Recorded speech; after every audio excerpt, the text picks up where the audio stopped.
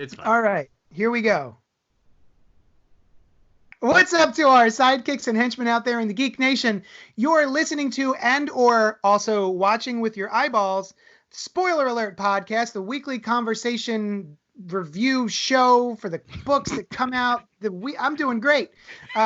Books come out every week, and then we talk about them. That's what you're participating in with your ears and eyes, maybe. Who knows? I'm Johnny Destructo. With me this week is Brian. Ryan. And Noel. Me. And Leonard. No, he hates that. Len. Len is his name. Do never call him Leonard. What's up, y'all? How y'all doing? Did it throw you off doing the intro while also staring at yourself? Is that what it was? Yes. Oh, I thought it was when you incorporated the watching part. Yeah. I thought it was like, We're watching you watching us. So all right, so what's happening right now, in case this is the far future and you're watching this after the apocalypse, this is a period of time on the earth where we are confined to our homes, apparently, because of the COVID virus. And we decided we're lonely, and we thought we would set up this lovely little group chat so that we could do our show. Normally, we just record them in person, surrounding, around the table in my comic shop, Johnny Destructo's Hero Complex, 4327 Main Street, Philadelphia, PA. And we just search for it through the ruins. Yeah, go dig. But now we have video as well. We're probably going to throw it up on YouTube for no one to look at. But how are you guys doing with being trapped indoors? doing all right. It's not the easiest. I do take little walks, that kind of thing. I found that was pretty helpful to my both physical and psychological well-being while working from home. Yeah. I feel try to avoid people. What's that? I feel like I will like to double back on or to piggyback on you. I feel like I've become an old man. Like my days are filled with like some work, a cup of coffee, reading, and then a walk. And then that sounds lovely. I fix an early Are dinner. pigeons involved? Do you feed any geese or anything? You do so yes, if they were around, but it's the apocalypse. They're gone. But I've eaten them all. You ate all the geese? All the geese and the pigeons. You do all of these things, and then all of a sudden you're just like, oh, I had dinner and I've cleaned up everything. It's 5:45. Yeah. No. Yeah. Len? Hey, pretty much the same. Well, actually, because I have recently moved, I actually took the opportunity to finish putting together a ton of furniture. So I have got my bedroom together, pretty much my living room together. I have my new podcast table together that so far only 2 people have used, but they enjoyed themselves, so that's what's cool. So I'm trying to stay productive, but you're right. It's a lot of walks. Back and forth to the store. It's like, oh, well, I'll go pick up some milk today, I guess. I did find out that the Cheesecake Factory delivers. Yeah. We were testing this last night, and he was just like... We were testing it last night, but it didn't matter because it still took us an hour and a half to set it up. God damn it. On my end, I am constantly struggling to make income because the comic shop is my only income, as well as like commissions and artwork and stuff that I sell.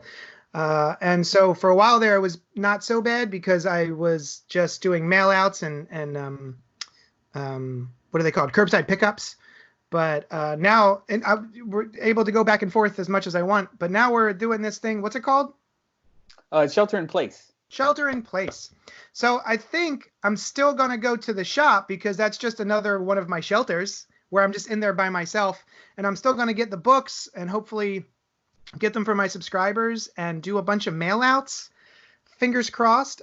People have been very kind in asking for gift cards for the future. Like, hey, give me $100 gift card and I'll come spend it when everything calms down. Or, hey, can you mail me my books?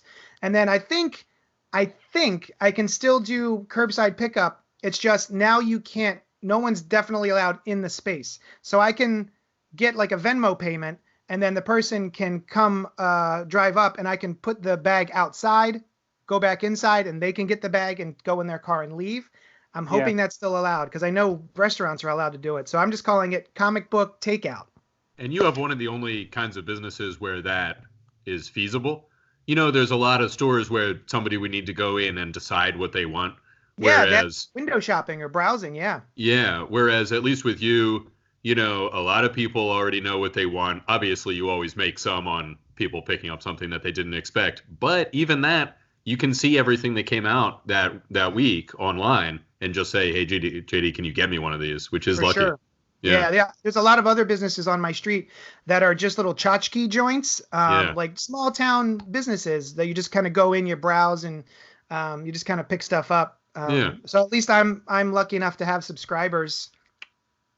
Also, the other thing I'm offering is appointments for FaceTiming with people. So if people do want to browse, I will walk them through the store and say, oh, here's, check out these trade paperbacks. What kind of stuff do you like? And still have some sort of experience with the customer. It's a good idea. We'll see how it goes. Yeah. Otherwise, I'm just 30 seconds away from a panic attack at any given time. Wait, can you set up one of those? Can you set up a panic can you set attack? up a panic just so it comes at a convenient time? You want to schedule one, like a FaceTime panic attack? Yeah, but don't worry too much about when it's going to be, because then there'll be another panic attack. You know what panic is? It's just experiencing it twice. No, I wonder if you could set up one of those things where it's kind of like a live, like a live feed where people can comment on, type in different things, and like a Wednesday. Like a Facebook Live. Yeah, like a Facebook Live. And then it was kind of like, a group of people in your store at one time looking around, or you're just there available for a day. I'll try that. Maybe a Wednesday, comic book day meetup. Yeah, as people come and go, you're available the whole time. Actually, and then they say, hey, what about this? And then they leave and another person comes in. That's not an awful idea. You could set it up to your computer to actually see you putting the comics. Yeah, I'm sorry. The way I phrased that, like. Way to go, Brian. That was not the dumbest thing I've heard all day. You're fucking stupid. But as of right now, that was a decent idea. Let me make it better.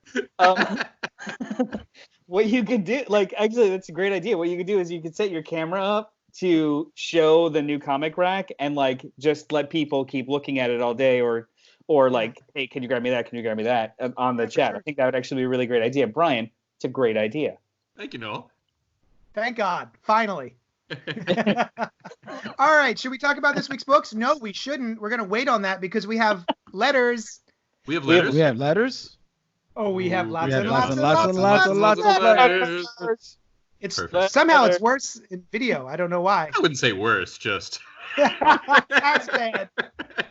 So, if you are longtime listeners to Spoiler Alert, one of my previous co-hosts was Rob Patey, Optimus Douche, and he wrote us in, here's an email if you need fodder. Can you think of the last time Batman really figured something out? I think back to the Snyder run and King in the beginning. Not one fucking mystery, or one where the clues in the story lead to the conclusion instead of a red herring. Identity Crisis? He did piece stuff together in Identity Crisis. That was a while ago. Also, it's a long time ago. Batman's Grave. The first 2 issues were actual detective work, and then it was just all fight scenes. That's true. We weren't super into exactly how it was presented, but it was detective work. That was the whole thrust of the story. So anybody who hasn't read Batman's Grave by Warren Ellis and Brian Hitch, Warren Ellis has been doing a thing with the Bat character, the Bruce Man is his name, right? And he'll go through a crime scene and figure it out as if he is the person who has been murdered, right? I think, or as the person that is doing the murdering, I believe. Yeah. No, I think in the first that's the victim. The murder. Was it the victim? Okay. Yeah. So he hangs out in the brain space of the victim, trying to figure out how he died or she died. So, that counts. I'll count that. I seem to remember. I think, and I'd have to look back to be sure. I think he does a little bit of detective work in Batman White Knight as well. I think he's I haven't finished it yet. I think he's a little bit more cerebral. Spoiler, Noel. Wait, he was a detective in Batman White Knight? I haven't finished it. Thanks for nothing. You know what? I feel like that's Batman overall, right? It's I don't think it's that easy to write a detective story, like a good mystery. And it's certainly not my genre, like outside of, say, I know Sherlock Holmes and that kind of thing. But comics writers, people that are writing superheroes, are not necessarily going to be the best mystery writers. And I feel like Batman very often kind of becomes more like he's the world's greatest detective by reputation to us. I would like argue, or I would agree and disagree, saying that he's no longer like the world's greatest detective. It's actually he's now the world's greatest tactician, because even like online, you're like all those stupid like who would win, Batman or blah. Well, if he's got enough time to plan it, he could fucking take out anything. Like they no longer write a detective. They just write somebody who's smarter than the next page, and sometimes it's really boring, sometimes it's fun. Yeah, it's boiled down to aha, but I thought of that already. Right. Yeah, that's what pissed me off about the new designer character. It's just like, well, I thought about what you thought about. Well, I thought about further about what you thought about when I thought about it first. Like, that's stupid. Also, he points to his face a lot when he's talking. It's very strange. I don't know why he does that as a character. It's because he's got that D there. Let's get that D. And he's like, I'm the designer. I'm the designer. and this is going to happen the whole time. I'm Italian. Yeah. Sorry. I also gesticulate. Yeah. Anything else? Any other detective things? I just keep looking at Len and how bemused he is or isn't. This is how the show works. The whole hour is going to be spent to, like, if I do something, I'm just going to look straight over to Len and be like.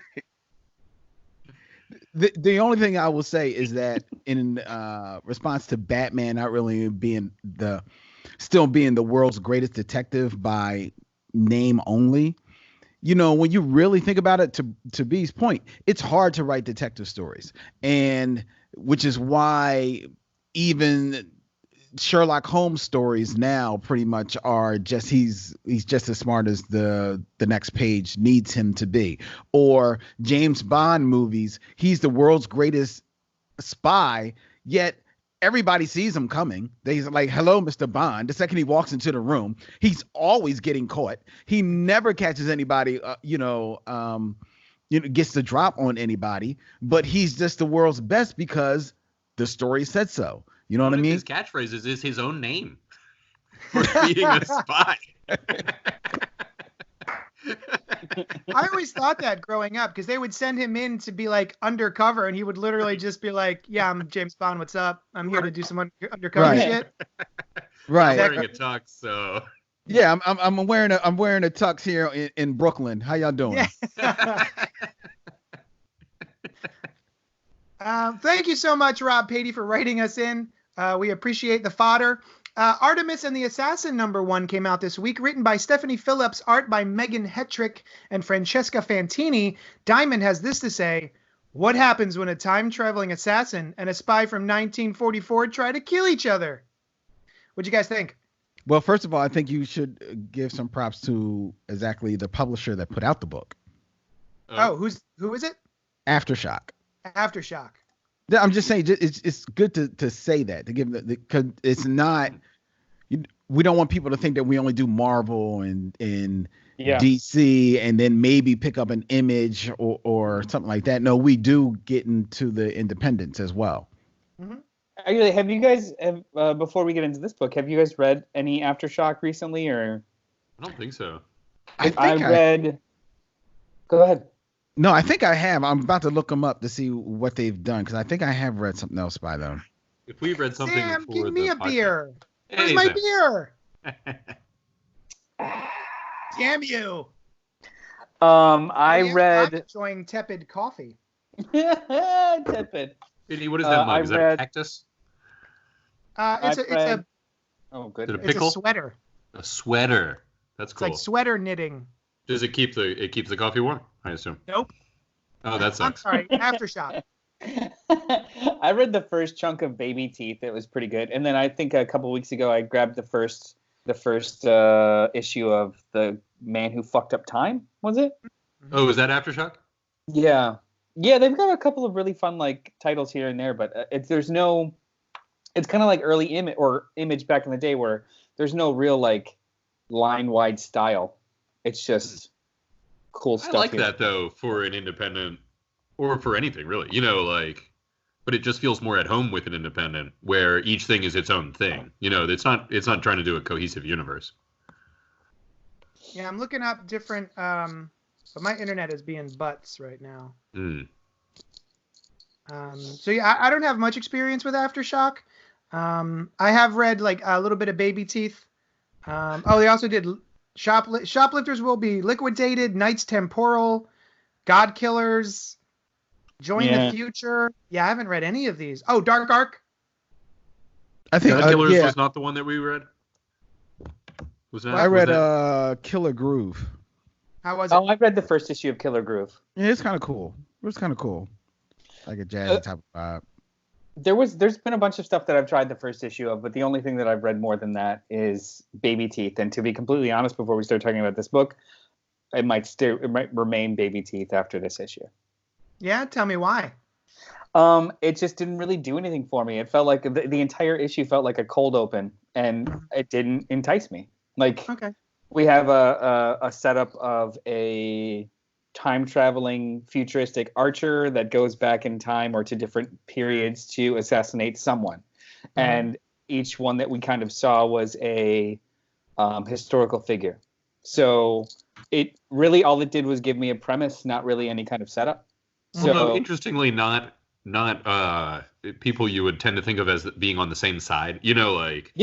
One of them was Rasputin, and then also this I don't know if she's a real person or not, but the rebel fighter, the French fighting against Germany. Yeah, there's no clear good guy or bad guy with the target. So you think somebody that's going to kill one of those wouldn't want to kill the other one? So I thought that was an interesting idea. That's what sort of brought me into it. Is like, oh, okay, there's an assassin. She goes back in time. She kills Rasputin. That's kind of cool. But then the fact that she's coming for this other woman who seems like she's on the good side. I don't know why I'm air quoting. It's the Nazis. The she's good definitely side. on the good side. Yeah, both sides. Both sides. Literally, she's the good one. But I appreciate your, that impulse. I think this really a stance that is very controversial. But we don't know. Although, is she really there to kill her? Oh, not necessarily. It's a good point, JD. Sometimes cliffhangers turn out differently than they at first appear. It's as though you've read comics once before. And did you read this? I did read this book, Artemis and the Archer. That's the name of it, right? Artemis and the Assassin. It's much more dangerous than you think, then. Yes. Yes, because I felt my life slowly slipping away as I read this book. No, it's not for lack of trying. I understand the premise is kind of interesting. I just don't think the writing of it was well done. I just don't think it got it over. The art was cool enough. I like Megan Hedrick quite a bit. I like it. It looked a little sketchy in some areas, but I think that was just more of a stylistic choice. For the most part, I like the art. But the writing I felt was just very, I don't know, just didn't drag me. It just felt very like boring. Like there was like one moment the person literally said, I said it literally 2 panels before she said it. She says, "Who do you need me to kill?" I was like, "Oh my God! Like, are we really? It's really in this book? Y'all couldn't think of anything else in this comic." Little formulaic. Yeah, Yeah, So it's not captivating. And I wanted it to be more because not for nothing, especially as we talk about how it's always great to you want to big up for indies as well as female creators in this space, and this book has I believe by the names of female writer and artist. Yeah. So you colorist. Yeah. So you want to cape up for it, but at the end of the day, I got to call it for how I see it, and I just thought the writing was very rote. And speaking about Aftershock, I was looking through it, and I knew there was another book. I just forgot that it was Aftershock. Jimmy's Bastards. Garth I Ennis. want to try that. Yeah, is Aftershock. Yeah, and that's a fun book. I see they've got the complete collection out. I need to grab that. I was gonna ask, is that done? I would go back. Yeah. I want to say that there's either a sequel coming or has already happened. And the premise is basically, since we were talking about 007 earlier, the premise is basically 007 goes around having sex with all of these Bond women and then has just litters of kids all over the globe. Yes. And I believe all of them are teaming up to kill him. Exactly. Yes. Yeah. Very Garth Ennis sort of plot. But a fun book. I was one of two books this week. I felt that the backup story was better than the main story. I enjoyed that. I liked her thing about training. I thought that was cool where the guy's like, what do you see? And, the one person I see this, but she says only the target. I thought it was cooler. I thought the art was cooler. It was very short. Really? But, after reading both the issue and the backup, one of the first thoughts I had was, why wasn't this just kind of interspersed in the main story? Of that. Yeah. No, I mean, it could even just be two artists tackling one issue and then showing past and the current, because I would be more invested in what's happening in the book if I saw a little bit about this person. Maybe. I don't know. It's armchair quarterbacking at this point, though. There was just something. I mean, that's the whole show. It's fair. It's true. The art is fantastic, but it's just other than it being a kind of a cool premise, there was really nothing else for me besides the art to kind of hang on to. Yeah. How about this energy bow and arrow? That shit's always cool when somebody's got one of those that you just draw it back and it shoots an energy. Like that old Dungeons and Dragons cartoon. I was going to say Dungeons and Dragons, the cartoon. Yeah. I thought that was dope. You were right, JD. Was it dope? It was in dope. Retrospect, dope. In retrospect, after so many years. Captain America number 20, written by Ta-Nehisi Coates, art by Bob Quinn. Diamond has this to say: all die young. The ramp up to Cap 25 begins. That's it. I would have thought it began with number 1, but I don't know numbers. I'm the only one that's currently reading this book since Jump, right? We had talked about this. Yeah. And I kind of asked you guys to put this on the docket for today because I really wanted you to jump on a new arc, even though this probably wasn't the best entry point. However, I've become a really big fan of this artist, so I was wondering what you guys thought. Bob Quinn. He's been doing a lot of fill-in stuff here and there, but I guess he does a lot of stuff with Dynamite. But I really, really enjoy it. So I was wondering what you guys thought and how much you hated it or not. I thought it was great. I really liked it, and I took particular note of how the artist does when they're doing these interviews with the local people in this town, the shifting between kind of upset to very quickly genuine irrational anger and then out of that again, I thought was deft. It was really well done and enraged me, but in a way that they wanted to enrage me, Yeah, I like the art is cool enough. I didn't hate the art. That's the one. That page right there, that as Noel just showed, that was nice acting shown in the artwork. It's not bad. It's cool. At the end of the day, and I'm a Captain America fan, and I want to be there with you. No, I really want to be there to rah for this Captain America. I'm about to flip my desk. I'm gonna flip it. Flip it, bro. I'm only gonna hurt you, all of this. Because I want to ride with you, Noel. I want to ride with Captain America, and of course I want to ride with Ta-Nehisi Coates. Courage. But it's just not. I don't care. I'm they took Sharon Carter's soul, but yes, she's still in the book. I'm like, can we get rid of Sharon Carter, please? You know what I mean? We've got Sharon Carter and Peggy Carter. Yeah. And the older one looks younger than the younger one. Well, that's because I'm assuming it's because they took Sharon's soul. Oh. No. Oh. They aged up Sharon Carter back in the Remender run when she came back from Dimension Z, and she was older than and she hasn't been de-aged. Cap has been de-aged, and they're still dating. So it's what is it? But here's the thing. Romance.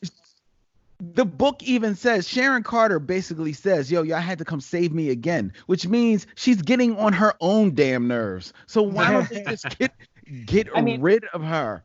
So I want to say like 10 issues ago, we found out that this mysterious female character of Dyad, who was part of the Lady Liberty, The Diamond, Daughters of the Liberation, was a reborn or brought back Peggy Carter. And it was a secret to Steve this whole time up until like an issue ago.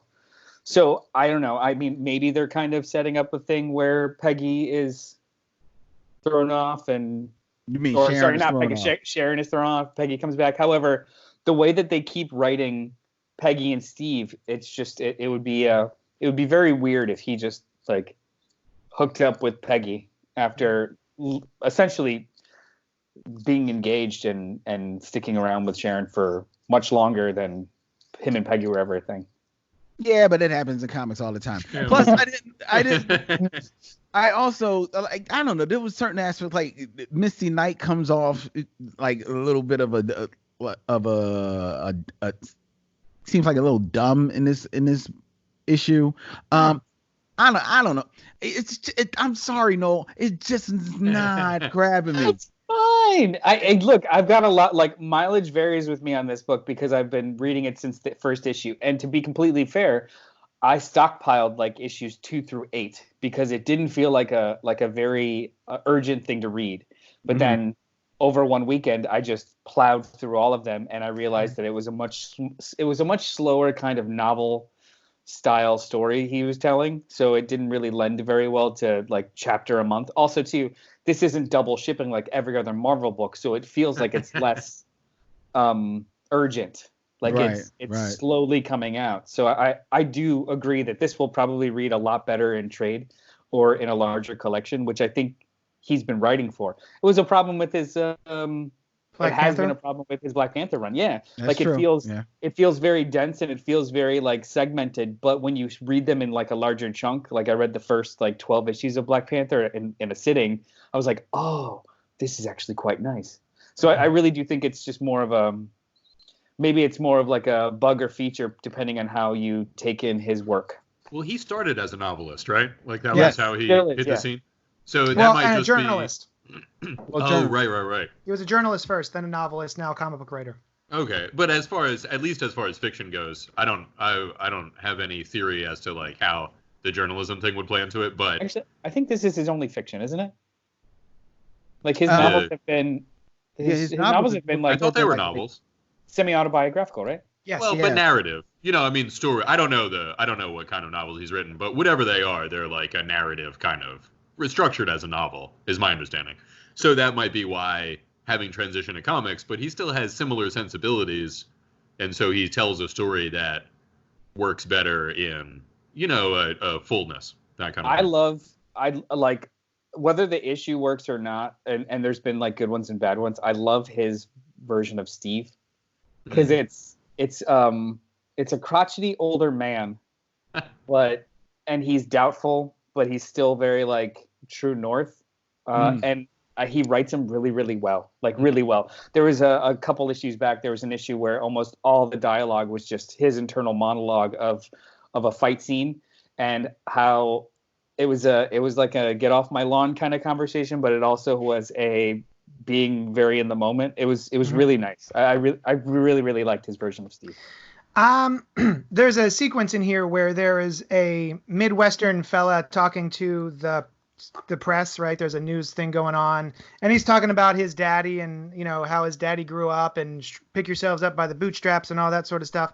It felt a little over the top for me. It felt a little bit like Garth Ennis and Preacher would every so often dip into a character monologuing, and those always felt very broad and sort of cartoonish in their representations. I always liked it because Garth Ennis is that sort of writer. It's always very broad and very cartoonish. That's just how he does most things, except for his war stories. Those are a little bit more grounded.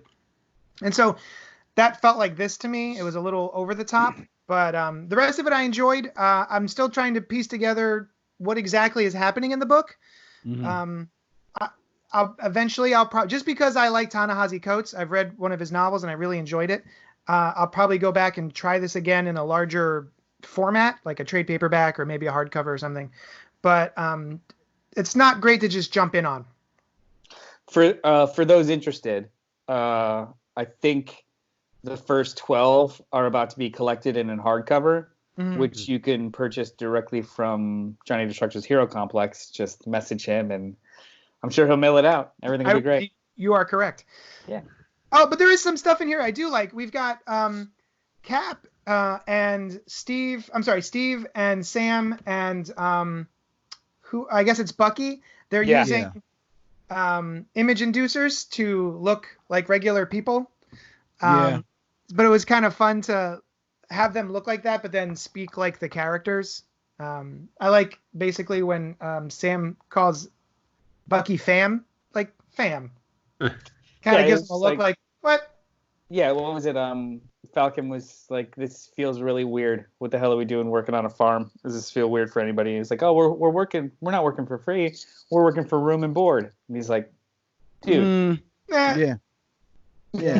This image reducer notwithstanding, Yeah, I ain't cool with this. Yeah. Right. Also, I mean, he didn't get an image inducer to look like a different, like he's a white guy. You know what I mean? Like, they're the only people that are welcome on this particular farm. It's definitely the undertone that I got. Oh, yeah. Most definitely. Yeah. Most definitely. Yeah. I mean, what he's going for, what the story is alluding to, as far as especially Middle America, is a little on the nose. But it's rife for, dissecting. So I will say that it's interesting. It's interesting. It's just that overall it's a package that didn't hit me. But like Noel said, maybe it reads better all together. Maybe once we get to 25, we'll check it out. Well, this is building up to issue 25, Len. So actually, I think he's gonna bolt at 25. Maybe it'll be a nice little tight 25 issue run. I mean, I liked that broadness, JD, that you had mentioned. Like, I can't find the thing, but I think I know which passages you're talking about. Yeah. And I liked how sort of on the nose it was. I thought it worked, know, and I couldn't say why, but he's definitely making commentary. It's not just regular superheroing. He's also adding in some commentary in between the panels. So I usually enjoy that. I like commenting on what's happening in the world around us. I think that's part of what's great about comics, is that you can either go to them for escapism, or you can go to them to help deal with things that are happening in current events. And they're perfect for both of those things. Real quick. Go ahead, Noel. Go ahead, Noel. No, man, go ahead. No, you. Okay. Also, another thing that kind of like bothered me is that Alex Ross cover is really weak. It's a this is Alex Ross? Tacos. Tacos. That beats my beer. I don't think she knows we're recording video. She snuck in and gave me tacos and then snuck out. She made me think she's invisible. Oh, Len, please go on about Alex Ross's work. I want to hear more of this. Yeah, I like myself. I am still a fan of Alex Ross work, right? I like Alex Ross. I even have apologized for some of his more stage sequential work that he has done, and he has now is bordering on about 3 or 4 years been doing a ton of covers for Marvel, and he's been on Captain America for quite some time, and he's lately gotten to a very stylized, I think kind of like for him minimalist type of vibe, and this one, it just takes the cake. I mean, this is just boring. I mean, I'm not going. You can't knock the artistry itself. The man can draw. The man can draw his butt off. But I just think that the whole design work, the layout of it is just very slapped together and just does not pull me in at all. Does not sell. Well, he's still doing his usual watercolor techniques, but then he's also laying on top of that this sort of pop art sensibility. Yeah, that's his whole vibe now. This pop art thing. He's been in that for at least a couple of years. This. Oh, so I'm like, hot take, I'm not a giant fan of Alex Ross. So I almost prefer this kind of pop art, kind of wild layout over some of the earlier covers that he had of just essentially he could have. So the problem I have with some of the covers is that he could have drawn that 45 years ago, and it doesn't really like represent what the character is like now. It's just the same static version that he wants to do, which is to each his own, beautiful in its own right, but it just never it always feels like a stock picture of something he might have done 10 years ago. Like here's a fact about it. I saw Carmine Infantino once at the Philly Comic-Con one year, and he was talking about it was awesome. Oh, do you want to do a high five now? There you go. Fantastic. White guys. That's why I can't high five through a Skype. It's a very strong beer. And somebody brought up, or in some way he got onto the Alex Ross did a version of the Superman Spider-Man cover. You know that cover of that? I've seen it. And somebody brought it up, and Infantino was like not having it at all. He was like had been pissed for a long time about. He was like, no, that's my cover. I drew that. And then this Alex Ross guy comes around. Did he not, or maybe he didn't draw it, or maybe it wasn't draw it. He edited it. He didn't draw it. That cover was drawn by Neil Adams. Well, Neil Adams inked it, but he wasn't the original artist. The artist, oh God, was it Ross Andrew? It may have been Ross Andrew. Who's got a computer in front of them? Oh, how could we look up some information? If only Brandon was here. You're right, because neither of us still reach for the computer. Yeah, who is this? This isn't Neil Adams. You're right. I thought it was Neil Adams. This is Neil Adams inked it, and it specifically inked over Superman on that cover picture. art by Carmine Infantino. Ah, was it Carmine? Okay, here we go. This one? Layout. Yeah, he did the layout. Ross Andrew did finishes and Told pencils. you. Ross Andrew. Told you. Well, so Carmine Infantino must have felt some ownership of it as well, because he was not happy about it. Well, the layouts is essentially everything but the finishes. So like he set up, he set the stage completely, and then someone else came in and added all the details. I also personally asked him, did you want to have the Flash's yellow be more like gold, like a metal, but you couldn't do it in those days, like printing wise? And he was like, no, absolutely not. I wanted yellow and red, and that's what I like. Yeah. Yum, yum, yum, yum, yum, yum. I agree about the Alex Ross stuff, though. I like that he's trying something new, but it's not really grabbing me. I kind of like it. The one place I don't is right under the title. Whoever this woman is, where her head goes Sin? over top of the yellow. Who is that? Isn't that Sin? No, it's Peggy. That's Peggy. That's Peggy. Peggy's got that hood. Yeah, but that's Peggy. Oh, all right. Peggy. These are all the good guys on the cover. Yeah. I guess that is a hood, but it just doesn't. For me, it looks cut out. Whereas, for whatever reason, like the shield from Captain America going over that same circle doesn't look cut out. To my point, in this book, he hasn't worn the classic Captain America outfit in like 10 issues. Oh, of course, yeah. I was surprised when he put on the outfit and it was his It's the Steve Rogers Super Soldier costume. Yeah, what was? And he literally just got the shield back. He had been using the Nomad hologram shield for a while. Oh, weird. All right. Where was the shield? He put it up. So there was a lot of things happening, and he no longer wanted to be or trusted that he could be Captain America anymore. If you want to see Alex utilize this whole pop art thing, and it works, at least for me, if you bought his most recent art book that he put out there, Marvelocity, in there he has a whole section of a pitch of the Fantastic Four revamp that he was going to do, which took in this whole aesthetic of the pop art.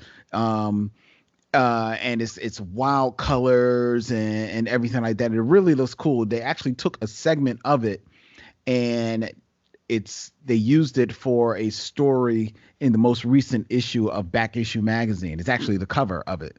One of the images is the cover. And there you can see his whole pop art feel over his kind of like, a little bit more human looking Kirby depictions of the Fantastic Four. It worked, and it worked real well. And everything else I've seen him do it's just not hitting for me. All right. Captain Marvel number 16, written by Kelly Thompson, art by Lee Garbett. The Last Avenger conclusion. It all comes down to Captain Marvel versus Vox Supreme. Since discovering her Kree heritage, Carol Danvers has struggled to reconcile her human and her alien sides. Now she must fight for both or lose everything. But Earth's mightiest hero has a new plan. Will the power of the Avengers be enough to save the world? Yeah. Wait, is she now known as Earth's mightiest hero? Like she is the quintessential Avenger? Yep. I mean, she's the most powerful, isn't she? Is she? I mean, she is in the MCU, but is she also in the Marvel 616 universe? I think I've read somewhere where they more or less have stated that she is the most powerful person in Marvel. Like even like for a long time it was, more or less Thor, and like I've heard it's her now. So she's not unlike the Hulk, where it's just like an unlimited potential kind of thing, but she doesn't always tap into it. So it's the kind of thing where if she just constantly keeps absorbing energy, then she could be the. Oh, she's like that. I didn't realize that was her power source, was just infinitely absorbable. She's plus, got like also, if it's the case in the MCU, it'll become the case in the comics. As long as it's popular there. What so that did you guys think of this? So, like, wait, hang on. JD, you and I have had this conversation before where we love the character, but like the books themselves never really kind of like we're always looking for like a story that like drags us in, or that like it's weird. Like she's always always kind of had that Punisher vibe where like I prefer her as a side character or jumps into a larger book, but when I start following her alone, it's just like I lose it. So with that said, I actually really enjoyed this arc a lot. Me too. My Carol Danvers history is I didn't really have a Captain Marvel story that I could really cling on to and be like, hey, here's a Captain Marvel story. Life of Captain Marvel was a 4 or 5 issue miniseries that came out maybe a year or two ago. And I really enjoyed that. And that became my go-to Captain Marvel story. And then directly after that started this main ongoing. And the first storyline where the women were all stuck together in like a subsection of New York with a dome, and time worked differently there. And there was a guy who's like, I guess he's an old Silver Age villain named Machismo or something. And his whole thing was he wanted to subjugate women. And then the strongest of all the women gets to be his bride. I thought it was a little bit on the nose. Yeah, I agree. I don't have a problem with that, but it did feel a little on the nose. And then after that, there were a couple of issues, I think, which dealt with the War of Realms, and I thought they were just fine. And then after that, with Star, the introduction of Star, that's where I think that this series really started kicking the high gear. I liked that series. I'm sorry, not series, but storyline. And then I'm really enjoying Star's miniseries, which is going on right now. So, yeah, I'm starting to really enjoy. I think this series is getting better as it goes. Yeah, this arc, I think it kicked off in like issue 12, has just been super fun. It's like a great little standalone of her having to take out every single Avenger, and then you start to slowly learn why she has to be a bad guy, and then it just culminates here. And I had heard that this was supposed to be a seminal issue because it's Legacy 150, and the only thing I could think of is that, spoilers, she picks up the hammer, right? Well, and I guess she solved whatever the main, like it seemed like she dealt with the overarching problem. If we're talking about like for speculator purposes, why this would be an important issue, it's the first time that she's picked up Mjolnir. I don't think she's ever done that before. And there's the fact that she was even able to is because she also had like It wasn't even really her. Like as soon Right. as she was back to herself, it fell She was down an again, amalgam of- you know. But still, it's Yeah. like in the annals of history for pop culture, if it's ever like True. when was the first time that Captain Marvel ever picked up Mjolnir, because I'm sure it's going to happen again. And Right. called it to her, not just picked it up. Yeah. Summoned it. Yeah, and I Yeah, like she Thor's summoned it like, away wait, from where him. you going, Hammer? Oh, she needs your help? All right, go ahead. Yeah. Although I was a little, I mean, I'm willing to buy it, but I was like, wait, that lets you pick up Thor's hammer if you just have some of his DNA? I thought it was a worthiness thing. I mean, Yeah, I thought that as well. Yeah, because it's written right on the hammer. Yeah. but does so it I liked know the it. difference? What's that, Noel? Does it know the difference? Like if It's a this good question. person I is mean, apparently worthy it doesn't. genetically, this it one made is its also worthy, choice. right? I mean, she may also just be worthy. You know, she's a noble warrior. You know. Either Or- way, that's the only thing or- I can think of being. Or maybe Luthor wrote on the side of it with his magic Sharpie. Possible. It's possible. Flex. I get that reference. So I have not read any of these before this. So I liked it. I thought it was cool, but I definitely felt a little hampered in my experience by having no idea what had happened. Yeah. I happened to have read a review on some website about it, so I had like a little bit of framework, not thinking that I was going to read it. Like I don't know who Vox is. I know who the Supreme Intelligence is, but I was like, what if, it's fine. Is she wearing a symbiote? Is that happening? A little bit. A little Go bit. ahead. Okay. But yeah, it was cool. It was enjoyable. It was a good thing. I never really was too interested in her as a character, but then when she became Captain Marvel, now she's the primary, I find her more interesting, although I haven't read that much of her stuff. Oh, and I always like a good, Starscape person. Mhm. So they're Cosmic? always fun. Yeah. When either like their skin or their shadows. A Starscape person. Ah. What is her name? She's lovely. She Blue. Blue, I believe. well, I she think calls it's it Blue, better. but she has a name. Oh, I see. But she showed up, I think, in A-Force Ah. during what was that called? Secret Wars, and all of the different parts of the New World had their own little miniseries. A-Force was like the female Avengers team, and that's where she comes from. And she's like, she reminds me a little bit of Gabby. X-23's little sister. Oh, yeah. Honey Badger. Honey Badger. Honey Badger. Yeah, she reminds me of her. She's very like flighty and happy and like excited to be a part of whatever, even though she's this cosmic being. I really like her. I like the team that she's put together here, where she's got Hazmat, Marvel, Blue, and who are a couple of the other ones? Oh, wasn't it Black Panther? Yeah, but that's not really her team. But it's been a lot of fun. When they I get like together. I like B. I haven't read any of this book before, but it was fun. It was cool. Unlike the rest of you, it appears, I've always had a soft spot for Carol Danvers. So I'm Oh, I've always liked her. too. I don't know why.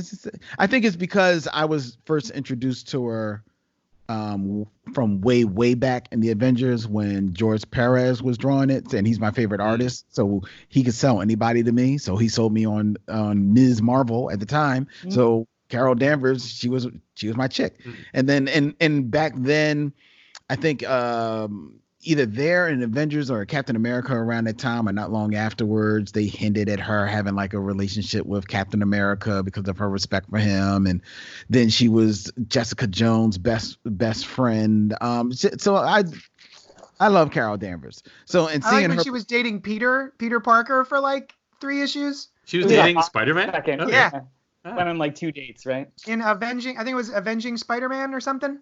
yeah, Avengers. I remember hearing about that. I didn't read it, but I do remember hearing about that. And that sounded cool. I'm fighting I this mostly- to like jump over to my shelf and grab like the Miss Marvel stuff that I love, like because I've loved the character forever, but for some reason it's always been a part of a team book.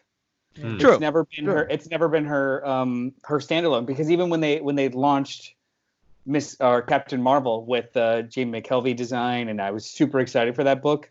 I didn't like it. Like the Dexter Soy art was just not for me. I really did not like that digital painted art. It was very dark, very muddy. Yeah. See, I always mostly knew her as the person who hadn't been around in a while, but is where Rogue got her powers.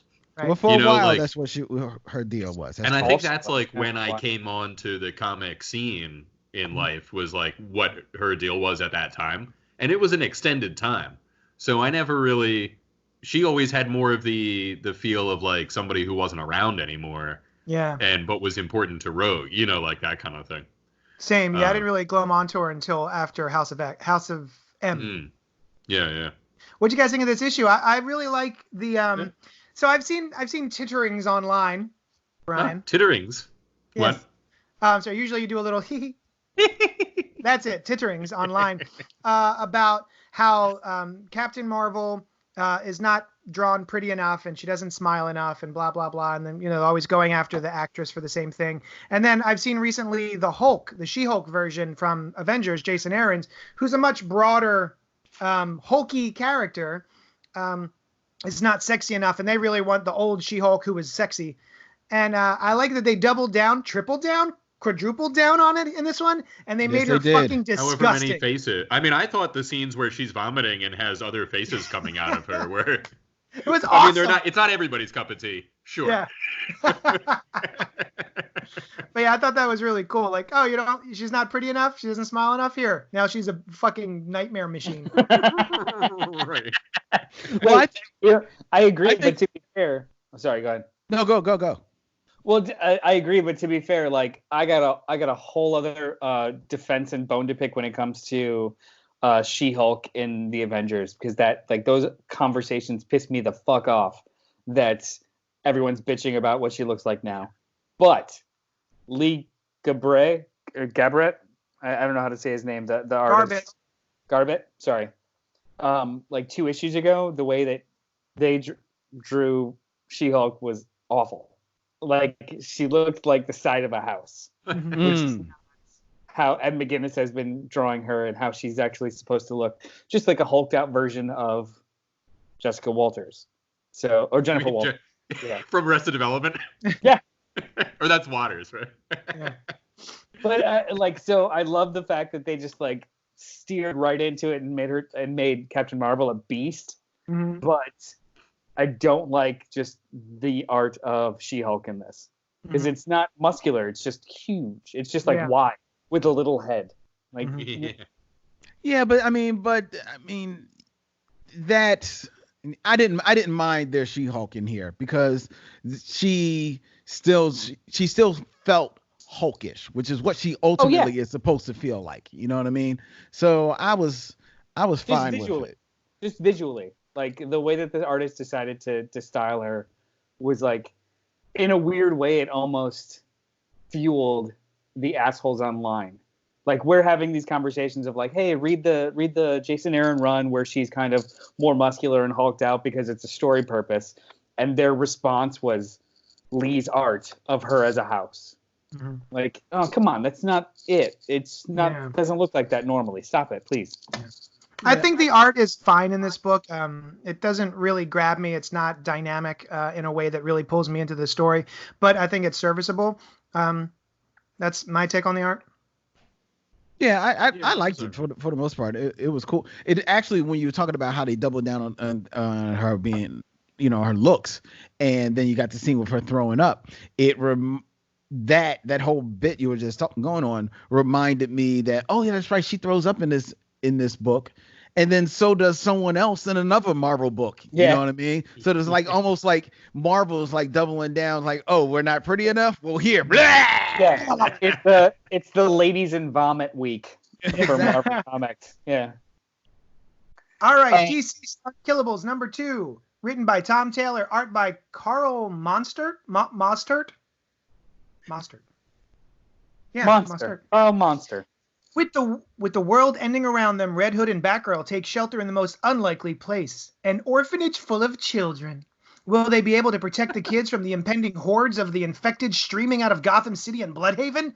And elsewhere, Deathstroke, Vandal Savage, and some of DC's worst villains battle the apocalypse out as an anti-Suicide Squad.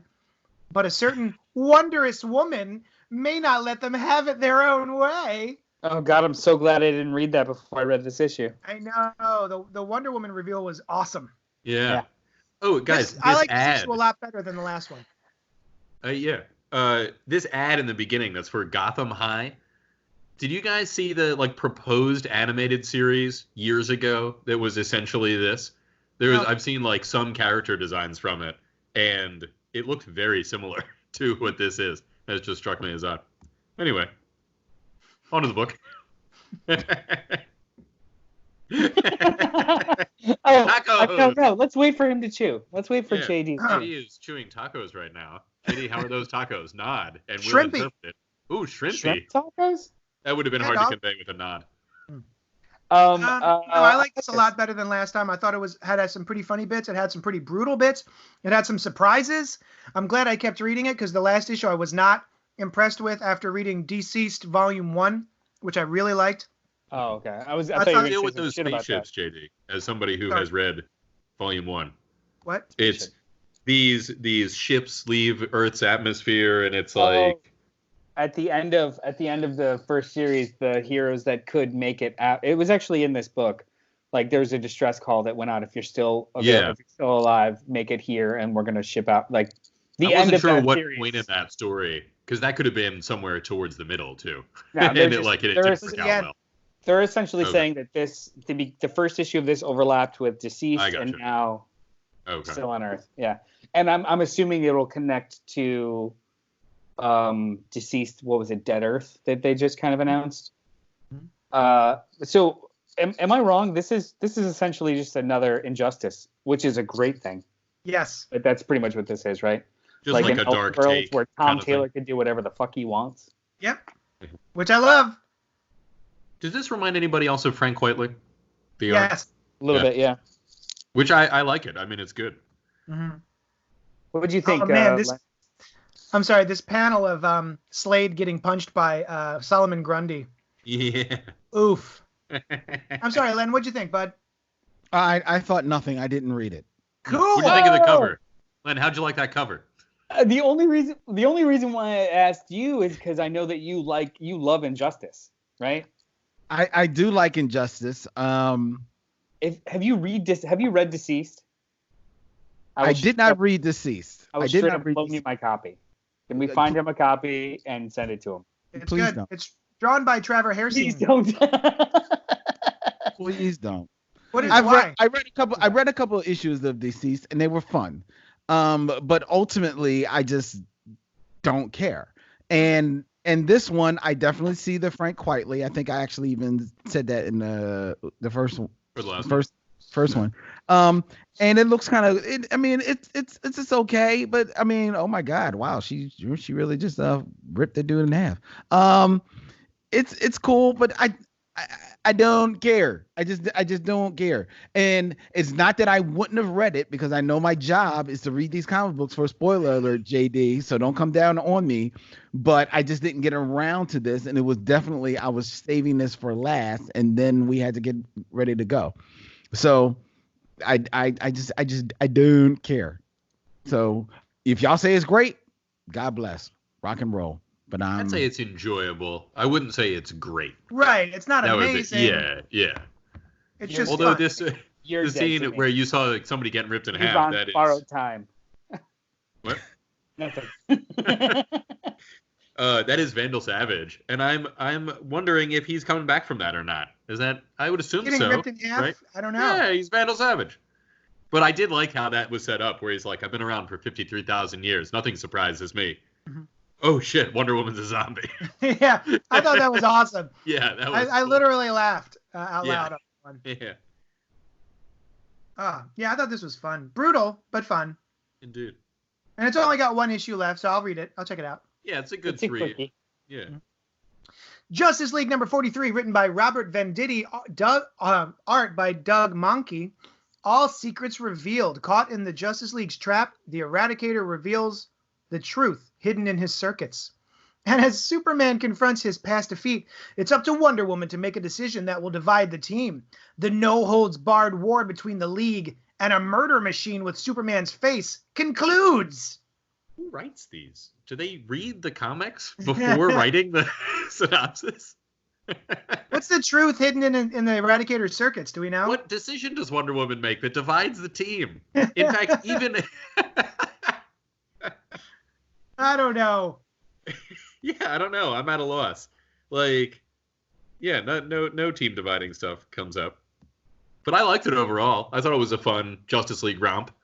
For sure. I really enjoyed it. And the Doug Mahnke art really, really helped. Yeah, I really love his artwork. I love him on Justice League. Anytime I can get him on a JL book, I'm excited. But yeah, I like the way that okay.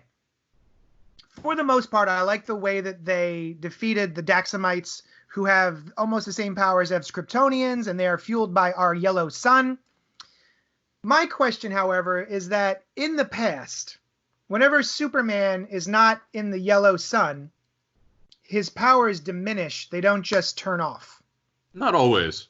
You know? I think it depends on the era. Definitely in the Silver Age, it was like, boom, immediately. But that was the Silver Age. But, yeah, I remember back in the day, there was a Superman versus Aliens crossover. Where you saw Kara Zor-El. What? You saw Supergirl at a time when Supergirl was like not to be mentioned in regular continuity. Oh, I don't remember that. What I remember is he had an alien chest burster in his chest, and because he was so far away from the Earth's yellow sun, it was slowly his powers were slowly disappearing, and eventually that thing would be able to burst out of him. And it wasn't so I think. But he wasn't under a red sun. I mean, definitely yes, they're playing, but they always do. But he wasn't under a red sun in that situation, right? He was just away from the source of his powers. I always saw it as like the red sun radiation pushed out the yellow sun radiation. You know? Oh, because I thought this had no sun. Oh, is there no sun here? Oh, well then, yeah. No. A sunless alien world is what it says. Oh, yeah. All right, forget it. Let's stop talking about this comic. It's dead to me. It was dead to me a while ago. Oh yeah? Okay. All right. I don't mean to be, party Debbie pooper Downer. I don't mean to be Debbie Downer, but Double this is D. another book. I read this book, and I don't care. I just don't. I certainly don't care about the Eradicator. He's one of the dumbest villains ever. You don't like the Eradicator? No, I don't. Len. Daxamites, it was kind of cool to bring in the Daxamites, but then ultimately you don't do anything with them really super interesting to me. I know it was supposed to be just this big fun romp. You've brought Madame Xanadu in here for what? So that she can just be a teleporter. I mean, it's just really just like a bunch of nothing. I like Doug Mahnke's art for the most part. But there's something about, as good as he is, there's something. One, he can't draw Superman's S to save his life. I don't know what he's putting on his chest. It's a little more cartoony than it would. It's like Max Fleischer style. But the thing is that it doesn't even match the rest of the art. It almost looks like he said, "Here, son, now it's your turn. Draw the S," because it does not look good at all. And then how it just peters out at the end. I mean, this just did nothing for me. This was flat. Oh, I thought it was fun. I love Doug Mahnke, but this is the first time I noticed that he wasn't being inked by Christian Alame, and it's not the same kind of like sketchy Stark that I like of his. I also I agree with Len. This is just fine. This really did nothing for me. But to be completely fair, I'm on a Justice League hangover. I don't care about Justice League right now. Now, I did think it was weird that, like, the Eradicator's deal is that he protects and preserves Kryptonian culture, right? So It makes sense that he would want to do that for Daxamites because they are descended from a colony of Kryptonians and that kind of thing. I think was stated even previously in this arc. Now, I think I missed the last issue, but he tried to get Wonder Woman's DNA. What's his goal now? Is he just trying to make the strongest society? And I was kind of surprised that Superman, when he takes Superman's blood and then Wonder Woman kills him, I mean, on the cover, he seems very against that, which I expected him to be like, no, he was gonna preserve Krypton, but then he's just like, oh yeah, good, way to stab the Eradicator. I didn't even notice on the cover that he was like stopping the blade. That's how it was fine. The solicitation maybe was just written based off the cover. Right. I kind of wonder if they give them if the writer gives them synopses 3 months in advance or something. Yeah.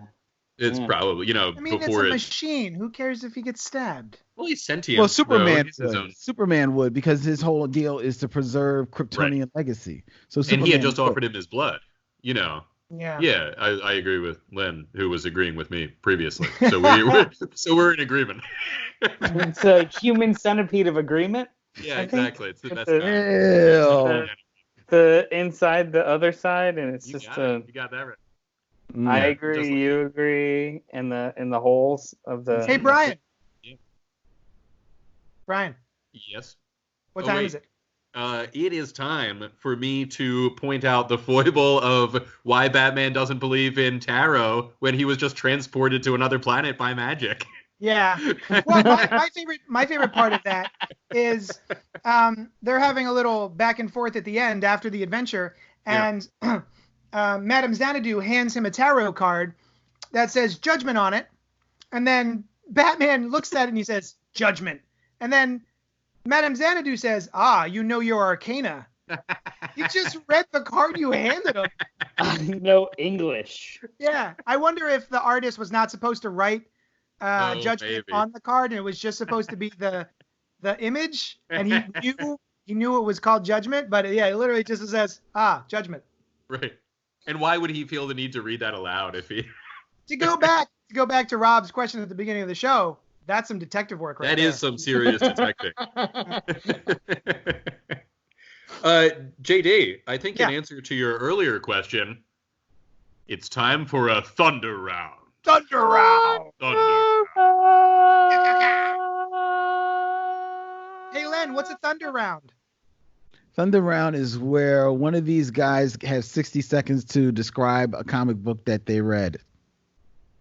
They could describe it, or they could, give their opinions on it. You could do whatever. I can do whatever I want with that 60 seconds. That's true. It's your 60 They can talk seconds. about something totally different. This comic made me think of an old episode of Cheers. Ryan, you're up with Captain America, Avengers, Captain America #1. The one that nobody else wanted to do. That's right. Here we go. That's mine. Wait, I thought that was mine. No, yours is Plunge. Oh, I guess yours is did want to do Plunge. it. Too bad, Noel, because I didn't read Plunge. So. All right, you ready? I am ready. Go. All right, so of the 2 Captain America comics that came out this week, all right, I'll be good. I didn't care for it, right? I mean, I know that it exists only because of the game. I presume, right? This is based on that game, and the costume is not great. I know that they had to change it because of it's for the game, and so they had to produce it. So I don't normally read Captain America. The fact that there were 2 out of them this week that I read was most unusual. I really enjoyed the other one. Did not care much for this one. By the end of it, I was a little interested to see, this sets up maybe what the whole idea of the game, or his thing in the game is that he's going to take it. He's going to take a lead from his old friend who was like an intelligence guy in World War II, and in some way, I guess they weren't doing that before. I don't know. End of round. It sucks that he could see it. Yeah, sorry. Now, what are you going to do? I was trying to be entertaining for the viewer. It was entertaining. No, you're up with Plunge #2, written by Joe Hill and art by Stuart Immonen. Go. That's it. For 30 seconds. No, I I am not a giant horror comic fan. However, I am a huge fanboy for Stuart Immonen, and was actually almost cried tears when he decided to retire for a short amount of time. So I was very, very excited about this book.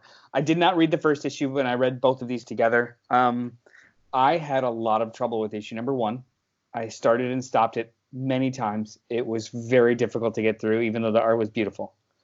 The second issue was way better. Like, it was actually very, very interesting. You get a larger scope as to what's happening in this like weird world, whether it's supernatural or biological or alien. I have no goddamn idea. However, I am kind of interested now.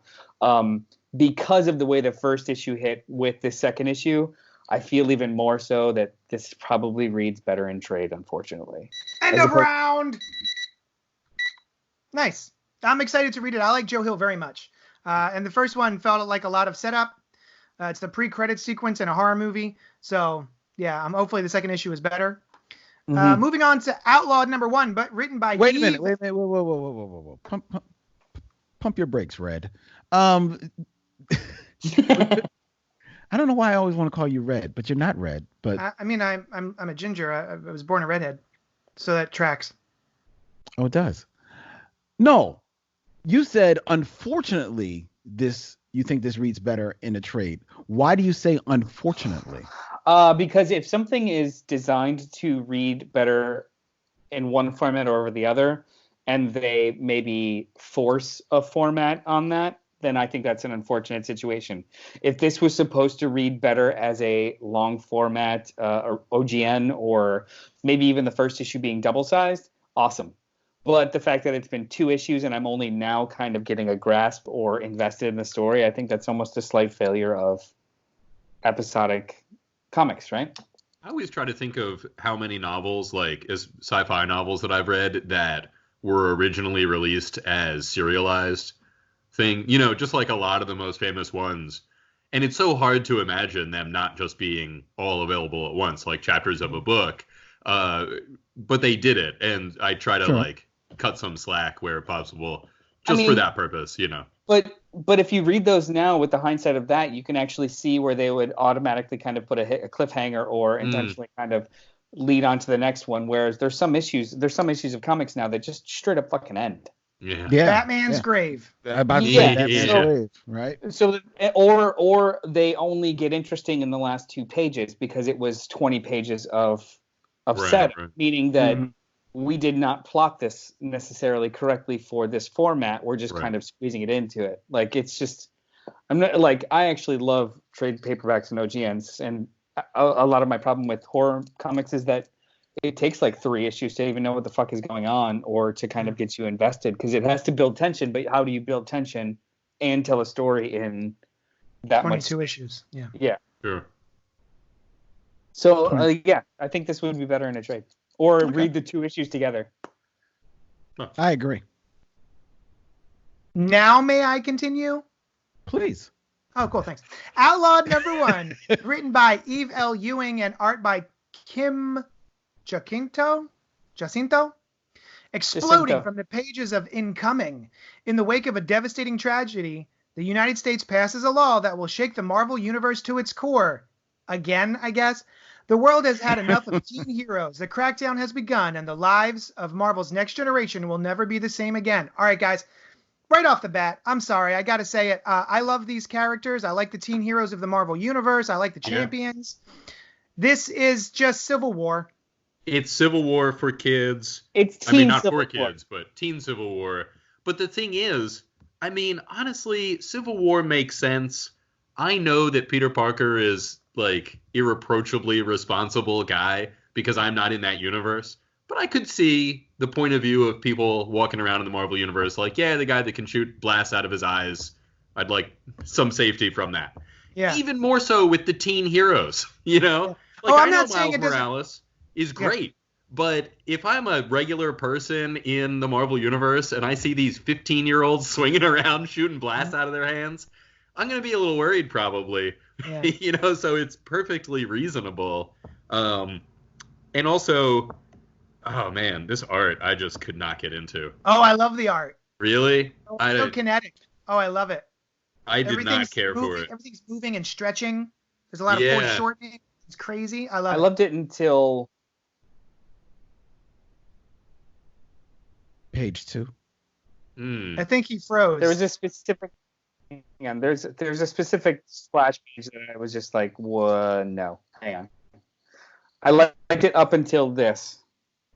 Ah, there he is. Oh, I love that. It's so Oh, fun. yeah. It was not, you know what I mean? It's just not a style that I really took to. Mhm. Not really a comment on the quality of I the liked it execution. up until this. Not a fan. It's got a little bit of James Harren in there, and Daniel Warren Johnson from Murder Falcon. A little bit of that. But yeah, Brian, I'm not saying that the idea is faulty. I think that if you're living in the Marvel universe, you 100% want kids to be trained to use their powers or be responsible in some way.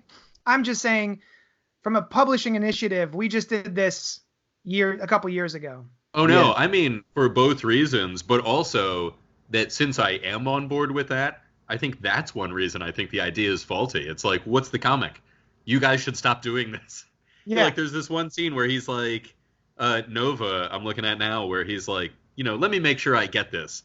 Kids every day are, they have these bad things happen to them. They're dying from poisons of corporations and stress. And now you have a problem with us standing up for ourselves, for fighting back. It's like, yeah, in this way, yes. Like, you should definitely fight back in a different, less violent way. But, I'm all for suspending disbelief and having teen heroes. I love them. But if it becomes the topic of the comic, then it becomes more and more indefensible, I agree with JD for 90% of this issue. The only thing that I really, really liked was the very end when you find out that it was named, like the statue is named after Kamala Khan. So you've got that weird conflict of her being a part of the problem and the solution. Like they're naming it after her. She got hurt doing her job. Why is she injured? That is great. Well, she had a building fall on her to save the other lady. Are her powers not she up could to that? She could just embiggen, meaning that she could spread her mass around and increase density, but not like the Vision can, where it's impermeable. Like she could still get overcome. She's not like squishy in this. You know what I mean? No. Like if a building falls on her. Okay, like Mr. Fantastic, no. Yeah. No. Okay, I see. But I mean, I enjoyed it. I liked it for the most part. The art was very kinetic, frenetic, and it took some getting used to.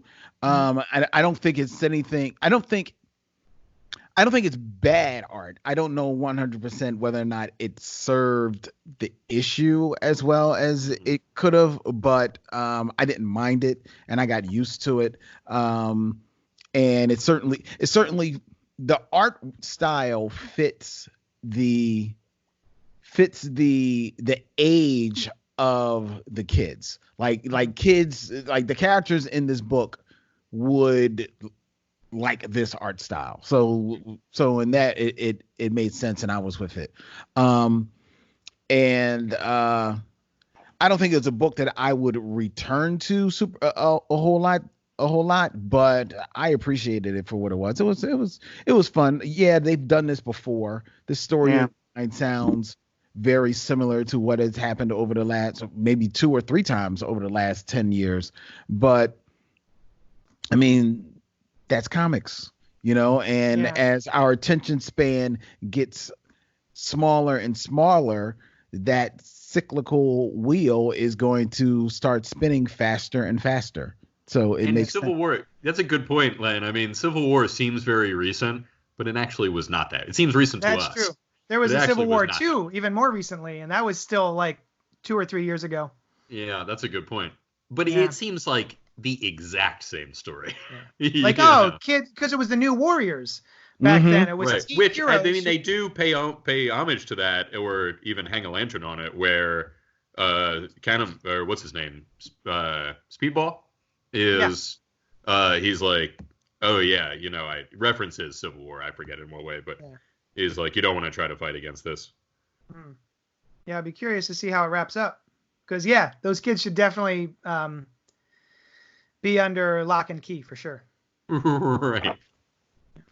Robin 80th Anniversary Special, written by Marv Wolfman, Chuck Dixon, Tim Seeley, Tom King, Judd Winnick, James Tynion, and more. And then art by a bunch of people. DC Comics celebrates Robin the Boy Wonder's 80th anniversary in style with an all-star creative team representing each iteration of the iconic character across 8 Decades of History. This was a bucket of fun. I love Robin, man. As much as I enjoy Batman on and off, I always like Robin. There's something about that character that I've always been I sort of was able to relate to. He's the young, happy kid who's jumping around and having a good time while Batman's being all gruff and hanging out on gargoyles and shit. So I like all the Robins. Most of I like Dick Grayson, Carrie Kelly. Carrie Kelly. I didn't have a lot of experience with Stephanie Brown because I think she was only Robin for like 3 panels. How about Robin 3000 from that one Elseworlds? Oh, that shit was cool. Didn't read it. It was good. But yeah, I thought this was a lot of fun. What did you guys think? I liked it. I agreed. I thought, different stories were of different levels. I think this cover of all of the iconic, anniversary things that have been coming out recently. Which cover do you have? Lee Weeks. Lee Weeks cover? The red cover? Yeah, the red one. It's great. It's just like so iconically Robin, but in also an artistic, it's not just a straight drawing of him. Because of the red fading into the background. I thought it was one of the best. His face is really cool. Yeah. Yeah. I really liked the first story. What's that? This was super fun. I'm just like in utter agreement. Yeah. That art on the last one too was really cool. Maybe not the last one, but no, I think it was the last one. The one that leads into whatever Damian Wayne's story is. Yep. Was really excellent.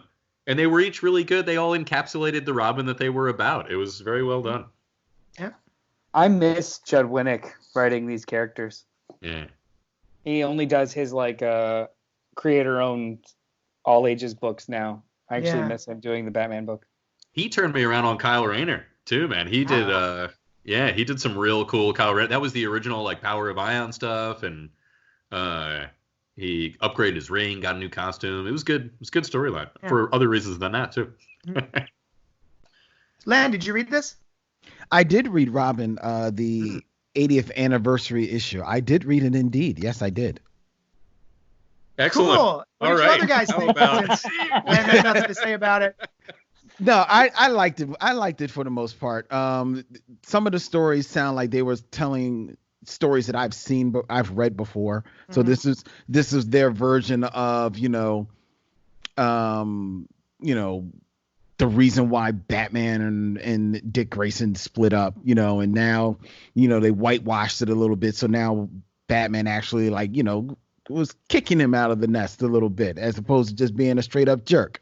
So they've changed that storyline a little bit. I like the Jason story, even though it felt very much like a Dick Grayson story, but it also felt like it was a shame because he only got one story. Stephanie getting one story makes sense. Jason only getting one story, that's kind of weak. I'm like, well, he got like 1.5. Dick though. He gets 1.5 because Jason gets like 1.5 because he's a big part of Tim's story.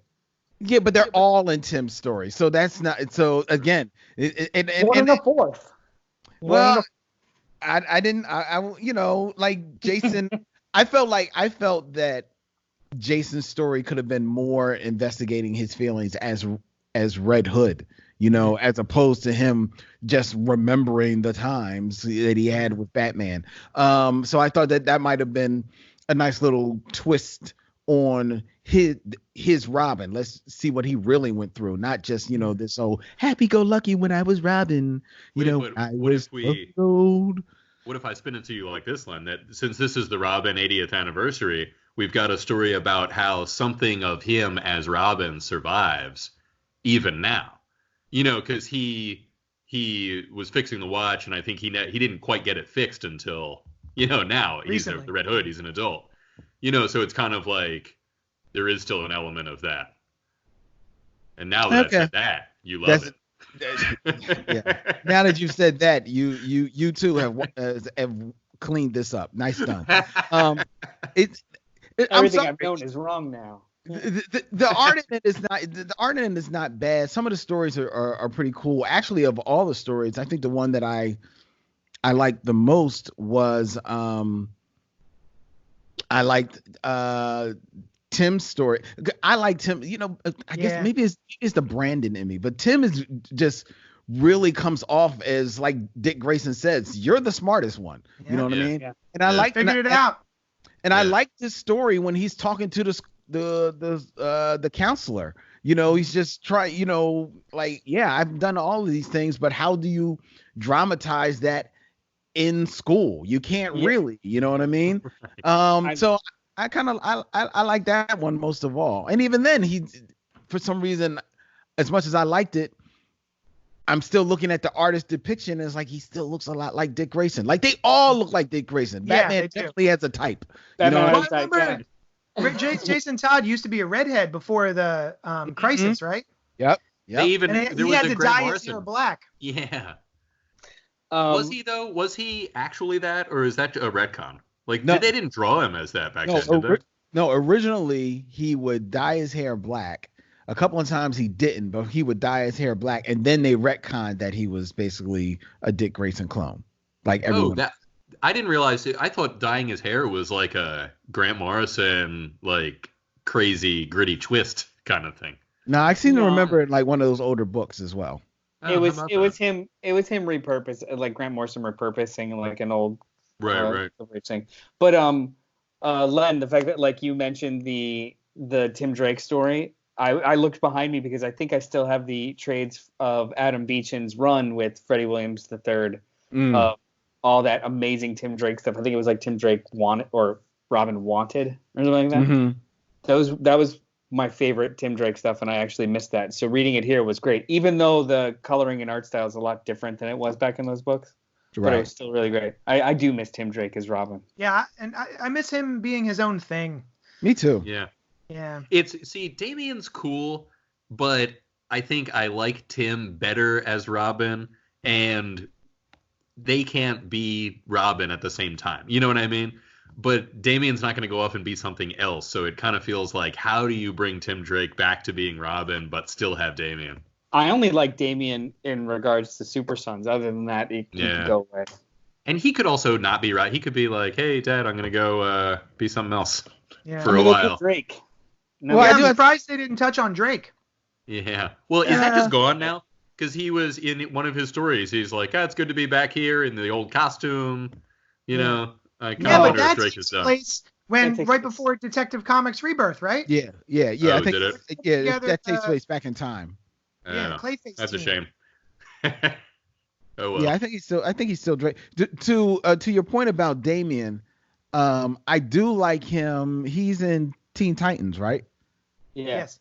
Yeah, and I do like him in there. Yeah. That's a fun book.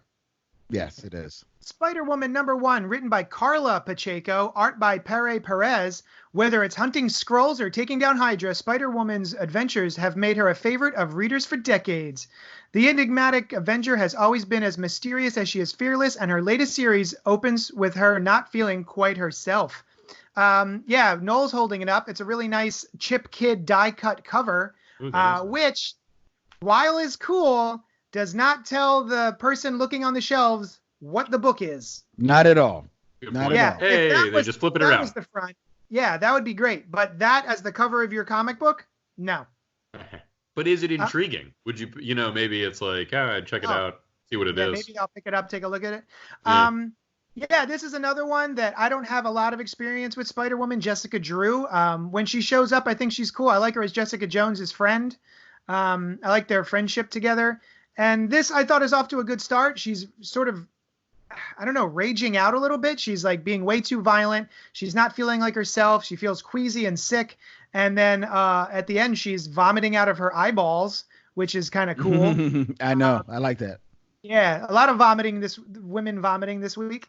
I think it's off to a good start. My question is, what do you guys think about the new costume? Because I liked the last costume where she had a zip-up motorcycle jacket and the shades. I thought that was dope. I don't remember that one. It was the one that they did soon after they gave Barbara Gordon a new outfit where she had that was a cool outfit. Right? Yeah. So they did the same thing with Jessica Drew, and now it's back to being like a giant boob sock spandex.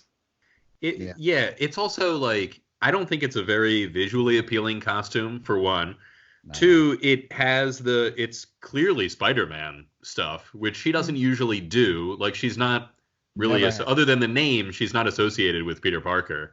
So that's weird. And then when you ultimately find out that she went to get this costume so that she can do some stuff that isn't maybe what her superhero identity would do, well, then why have it look almost exactly the same? That's or like exactly. have similar design elements. Exactly. Know? Right. So wait, yeah, she went and got it because it was a different type of. Wait, why did she not? Why did she get her whole deal was she didn't feel right going out and not being a superhero. Oh, freelance. Yeah, she didn't feel like charging money. Right, going out for hire underneath her regular garb. So she needs something different. But then why do you go under, like, to B's point, basically the Spider-Man aesthetic? You know what I mean? Right. You're like, hey, I'm going to charge money for stuff. Why don't I use this other guy's look? So people will think it's Peter that's up to no I mean, good. to be fair, it's really just webbing, right? Who is this? Art Germ? Yeah, I think so. So when the new costume version of this cover, I absolutely despised it. I think the costume is awful. In the context of the story, Perez's art, I don't mind it. It's fine. I don't think it's the worst costume ever. I think it makes more sense than her original costume, which was just yellow and black and red and didn't have any spider motif whatsoever. So at least true. It's cool though. It's a cool looking costume. The yellow and black and red. Yeah, I like it. Depends on the artist. But well, I guess it depends on the artist. For the most part, I've always liked her original costume. But to your point, Noel, the reason why you like this is because of the art. The art is fantastic in this book. Yeah, it is. I love it. I love it. A bucket of fun. From the art, from the writing, everything about it is just a fun read. And to, like you said, JD, when we read that old Spider-Woman, when it's not old, but it's the older one of this, when she had the zip up jacket and she was kind of like she was almost, I don't know if she was a private investigator or a detective going out on adventures or something like that.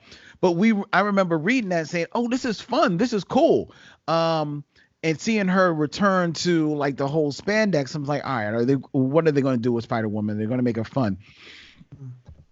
Lo and behold, they've made her fun. You know what I mean? And I enjoyed it. If reading it and you read the cover and you see Pacheco, I'm expecting a totally different style. I'm expecting like Carlos when I open it up. And I say, oh, wait a minute, it's not Carlos, and this Pacheco actually wrote the book. Oh, and it's Carla Pacheco. All right, I'm here. I'm with it. I thought it was fun with everything with it. I enjoyed it. I even enjoyed the seemingly low stakes of the story. That is, she's being this bodyguard for this girl. You know what I mean?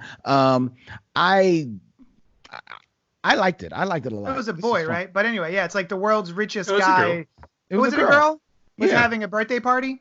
Right. It seemed to be. I forget the name of the person, but yeah. But yeah, no, I like that too. She's just hiring out her as security on a yacht for a birthday party, and people keep trying to kidnap this kid. Yeah, multiple unrelated groups. Yeah. There was a lot of like not so subtle commentary that was just really funny in this book too. Like the kid dressed up like Daredevil, like Deadpool. It's a prick like Deadpool. Right. And she just does not. She gives no shits about it. Just like throws him off the boat. Is it the best bit in the book is when she literally throws him into the villain. Yeah. I don't know Carla Pacheco, but this is a good first issue for me. I've never read her before. I loved this issue. This was really fun. This was close to my favorite thing read this week because I was just surprised. It was literally it easily the favorite thing this week for me.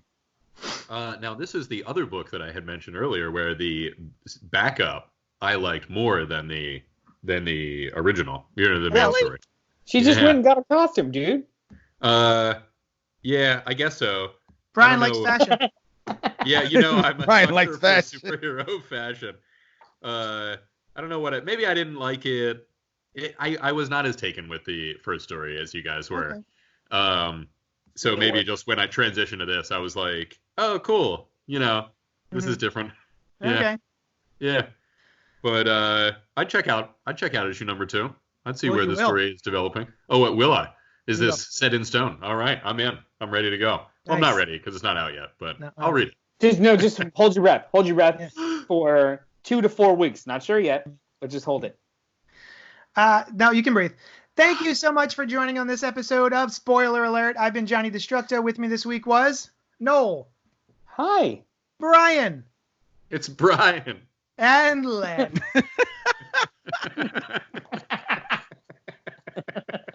If you want to help out the show, please go to patreon.com/JohnnyDestructo. One of my Patreons this week went from $2 to $5, so thank you very much. If you want comic books, I'll mail them to you. You can email us at cultpopgo@gmail.com. And that's it. I hope everyone stays safe, stays healthy, stays indoors. And we'll talk at you later. I'm going to the store. Damn it! Indoor the stores. See you.